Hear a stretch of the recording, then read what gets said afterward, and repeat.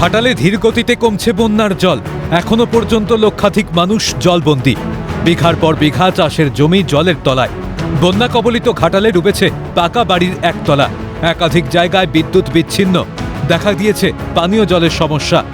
নৌকায় করেই চলছে যাতায়াত। গবাদি পশু নিয়ে বিপাকে বন্যা কবলিত ঘাটালের মানুষজন। তারা জানাচ্ছেন, গত ৩০ বছর ধরে এভাবেই জলযন্ত্রণার সম্মুখীন হতে হচ্ছে। কবে মিলবে মুক্তি? কবে বাস্তবায়িত হবে ঘাটাল মাস্টার প্ল্যান? প্রশ্ন তুলছে ঘাটালবাসী। সমস্যা আমার গরুর গইল ডুবে যাচ্ছে, খড়ের গাদা ডুবে যাচ্ছে। চাষবাসের তো ক্ষতির শেষ নেই।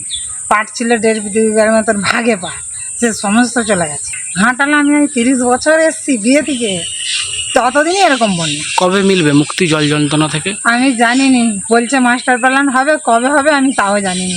কবে মিলবে মুক্তি জল যন্ত্রণা থেকে? মুক্তি নেই আমাদের। শনিবার জেলা পুলিশের উদ্যোগে স্পিড বোটে ত্রাণ সামগ্রী নিয়ে পৌঁছে যান ঘাটালের এসডিপিও দুর্লভ সরকার। বন্যা দুর্গতদের হাতে তুলে দেন ত্রাণ সামগ্রী ও পানীয় জল। পুলিশের তরফে দেওয়া হয়েছে ফোন নম্বর।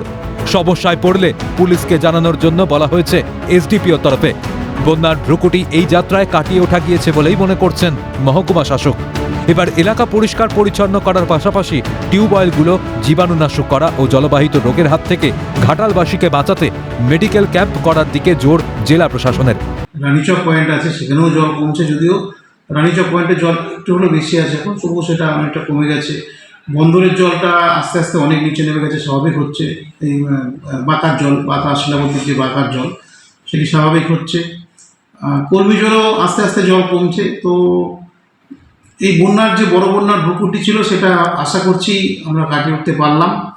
আমরা এখন পরিষ্কার পরিচ্ছন্ন করা, মেডিকেল ক্যাম্প করা, টিউবওয়েলগুলিকে জীবাণুনাশক করা, এগুলোর উপরে জোর দিয়েছি।